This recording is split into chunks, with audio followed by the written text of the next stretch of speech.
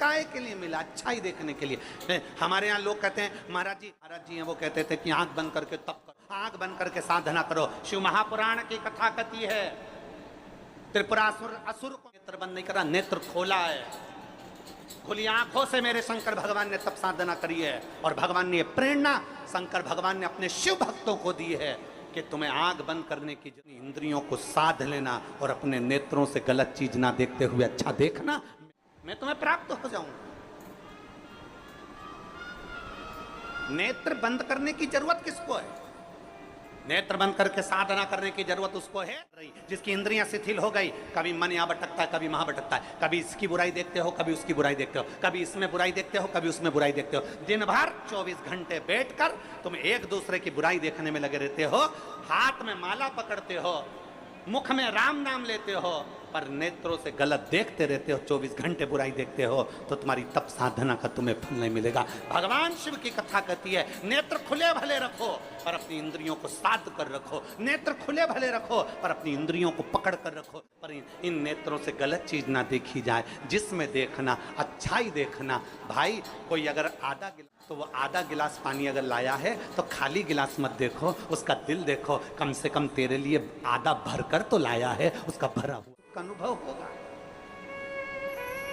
एक चरित्र आता है, एक व्यक्ति निकल रहा था, कोयल की आवाज सुनी, सुनकर कहा कोयल काली ना होती तो कितना अच्छा होता। आगे गया, गुलाब का फूल देखा, गुलाब का फूल कितना सुंदर है, कांटे नहीं होते तो कितना अच्छा होता। और आगे गया, समुद्र देखा, समुद्र कितना विशाल है, जल कितना अच्छा है, पर खारा नहीं होता तो कितना अच्छा होता। कोयल, गुलाब का फूल और समुद्र, तीनों ने मिलकर कहा रे मनुष्य, तुझ में दूसरे की बुराई देखने की आदत नहीं होती तो तू कितना अच्छा होता, तूने जिंदगी भर केवल बुराई देखी।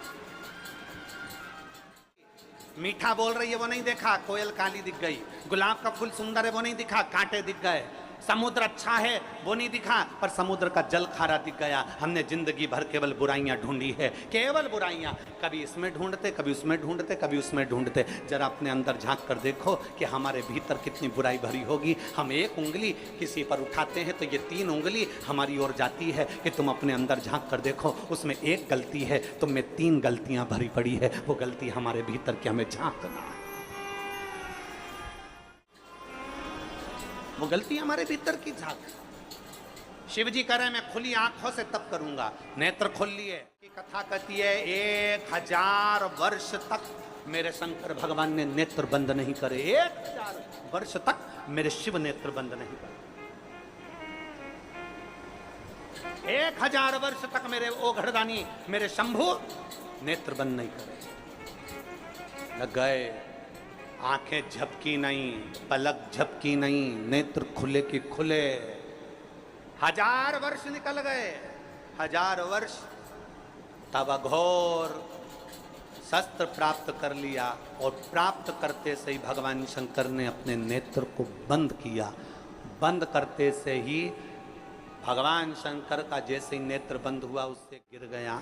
जब बहुत देर तक आंख खुली रहती है, बहुत देर तक आंख खुली रहती है, पलक नहीं झपकती, तब आंख में से एक आंसू गिर जाता है। शिव जी की आंख से वो आंसू गिरा। जो तप करा था, जो साधना करी थी, जो अघोर अस्त्र पाने के लिए सारी तप साधना करी थी, जिस अस्त्र के बल पर संपूर्ण ब्रह्मांड की रक्षा करी है, उस तप साधना के बल पर भगवान ने जैसे ही नेत्र बंद करा, बंद करते से शिव जी की आंख से एक आंसू गिर गया और जैसे ही वो आंसू गिरा उससे एक वृक्ष उत्पन्न हो गया जिसका नाम रुद्राक्ष।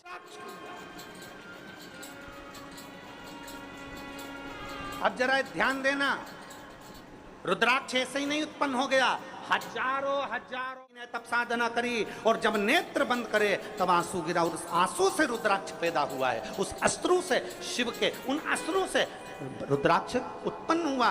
इतने तप साधना का बल एक रुद्राक्ष में होता है, इतना तप साधना का बल एक रुद्राक्ष में होता है कि अघोर अस्त्र के बराबर, अघोर मंत्र के बराबर शिव का एक रुद्राक्ष होता है, अगर वो श्रेष्ठता से धारण किया।